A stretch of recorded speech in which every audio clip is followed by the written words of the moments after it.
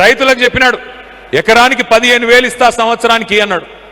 మరి ఇప్పుడు 2.5 ఏళ్ళు అయిపోయింది, ఒక్కలకన్నా ఇచ్చినాడా? ఒక్క ఎకరానికి ఎవడికి ఇవ్వాల. అంటే ఇది ఎందుకు చెప్తా ఉన్నా అంటే కోటీశ్వరులను చేసే దేవుడెరుగు, కనీసం ఉన్న వాళ్ళను నువ్వు లక్షాధికారులను చేసినా చాలు, అది కూడా చేయడంట. కానీ డైలాగులు మాత్రం ఆకాశాన్ని అంటుతా ఉన్నాయి. నేను మిమ్మల్ని అందరినీ ప్రార్థించేది ఒకటే, మల్కాజ్గిరిలో మీకు ఒక మంచి ఎమ్మెల్యే గారు దొరికినాడు, రాజశేఖర రెడ్డి గారి రూపంలో మంచి ఎమ్మెల్యే గారు దొరికినాడు. బ్రహ్మాండంగా పనిచేస్తున్నాడు, కాన్స్టిట్యున్సీ కోసం పనిచేస్తున్నాడు. నేను కూడా ఆయననే పొగుడుతున్నారు అయ్యా, కాదు, కాన్స్టిట్యున్సీ కోసం పనిచేస్తున్నాడు, పార్టీ కోసం కూడా పనిచేస్తున్నాడు, కాన్స్టిట్యున్సీ కోసం కూడా కష్టపడుతున్నాడు. ఎవ్వలతో పంచాయతీ పెట్టుకోకుండా స్మూత్గా సాఫ్ట్గా పోతున్నాడు. కానీ రాజశేఖర్కి తెలుసు ఎప్పుడు గేర్లు మార్చాలనో తెలుసు.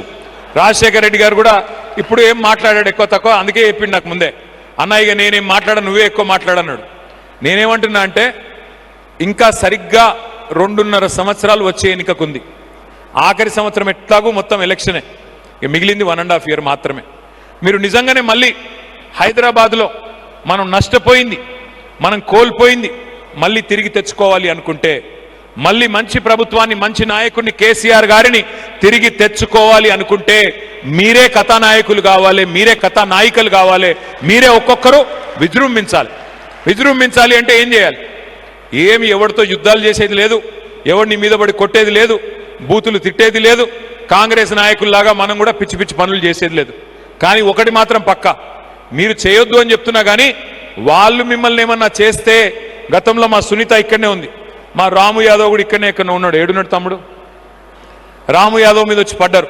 పడితే ఒక రాము యాదవ్ని ముట్టుకుంటే మొత్తం టీఆర్ఎస్ ఎమ్మెల్యేలు అందరం, బీఆర్ఎస్ ఎమ్మెల్యేలు అందరం మొత్తం వాళ్ళ ఇంటికి వచ్చినాం, వచ్చి అండగా నిలబడ్డాం. మీరు రాజశేఖర రెడ్డి గారు పిలిస్తే మొత్తం 30 మంది ఎమ్మెల్యేలు, ఎమ్మెల్సీలు అందరం వచ్చి ధైర్యంగా ఉండి, చెల్లె నువ్వేం కాదు, టెన్షన్ పడకు అని చెప్పి ధైర్యం చెప్పిపోయినాం.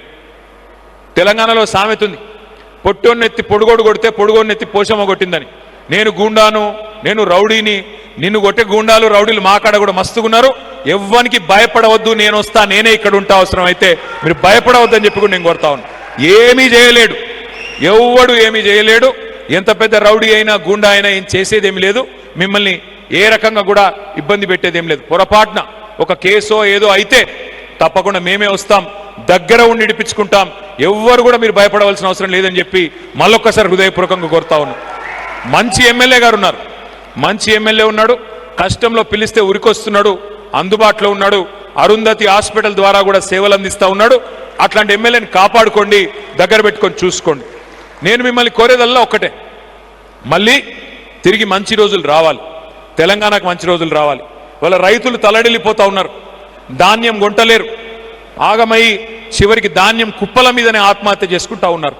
నాకైతే సంపూర్ణంగా విశ్వాసం ఉంది, ఎందుకంటే అప్పుడప్పుడు నిజంగా కూడా చీకటిని చూస్తేనే వెలుగు విలువ కూడా తెలుస్తుంది, గాడిదని చూస్తేనే గుర్రం విలువ కూడా తెలుస్తుంది. కాబట్టి ఈ 5 ఏళ్ళు మన మంచి కోసమే వచ్చింది, ఎందుకంటే ప్రజలకు కూడా తెలవాలి ఎవరు ఏంది ఏమనుకున్నారు. లేకపోతే కొంతమంది మాట్లాడినారు, ఏమైనా కేసీఆర్ ఇంట్లోకెళ్ళి ఇస్తుండా, ఎవరు ఇయ్యరు నాయన ఇంట్లోకెళ్ళి, ఎవరు ఇంటెనక పొలం అమ్మియ్యరు, ఇంట్లోకెళ్ళి ఇయ్యరు. ఎవరైనా సరే ప్రజల సొమ్ముకు ధర్మకర్తలం, ఎవరైనా కలిసి పనిచేయాల్సిందే, ప్రజల కోసం పనిచేయాల్సిందే. కానీ ఇవాళ రైతులకు ధాన్యం సంచులు మాత్రం లేవు, ధాన్యం కొనుగోలు చేయడానికి సంచులు లేవు, ప్రభుత్వానికి చేతులు రావడం లేదు, సంచులన్నీ ఢిల్లీకి పోతున్నాయి. ఇక ఢిల్లీకి ఏడికి పోతున్నాయి నాకంటే బాగా మీకు తెలుసు. రైతు బంధు బంద్ అయింది, రాహుల్ బంధు మాత్రం బ్రహ్మాండంగా నడుస్తున్నది. రాహుల్ బంధు పథకం రైతులకేమో ఖాతాలో డబ్బులు పడతలేవు, రాహుల్ గాంధీ గారి ఖాతాలో మాత్రం టింగ్ టింగ్ టింగ్ అనుకుంటే డబ్బులు బ్రహ్మాండంగా పడుతున్నాయి. ఎందుకంటే అట్లా నడుస్తున్నది ఇవాళ ప్రభుత్వం. గూండాగిరి, దౌర్జన్యాలు, కబ్జాలు, భూములు, సెటిల్మెంట్లు నడుపుతున్నది ప్రభుత్వం కాదు, ఒక మాఫియా నడుపుతా ఉన్నాడు రేవంత్ రెడ్డి. ఆ మాఫియాలో ఒక పిల్ల నాయకుడు ఇక్కడ మీ దగ్గర కూడా ఇక్కడ కూడా ఉన్నాడు. అందుకే నేను అనేది ఎవరికి భయపడే అవసరం లేదు, తప్పకుండా గట్టిగా నిలబడదాం, గట్టిగా కొట్లాడదాం. అవసరమైతే ఈ సమిష్టి బలం చూసిన తర్వాత ఎవరైనా సరే తప్పకుండా మళ్ళీ మీకు భయపడవలసిన పరిస్థితి వస్తుంది. ఇప్పుడు మనం చేయాల్సిన రెండే రెండు పనులు. మరి రాజశేఖర రెడ్డి గారి నాయకత్వంలో మీరు మీ మల్కాజ్గిరి నియోజకవర్గంలో మీకు ఎన్నికల అబ్జర్వర్గా ఇన్ఛార్జ్గా శ్రీధర్ గారిని పార్టీ నియమించింది. వీరు ఇద్దరు కలిసి మీకు దిశానిర్దేశం చేస్తారు 2 విషయాల్లో. నేను కూడా ఇప్పుడు మీకు ఒక 4 విషయాలు ఈ SIR అనే కార్యక్రమం గురించి మీకు చెప్పడానికి ప్రత్యేకంగా ఇక్కడ దాకా నేను వచ్చాను.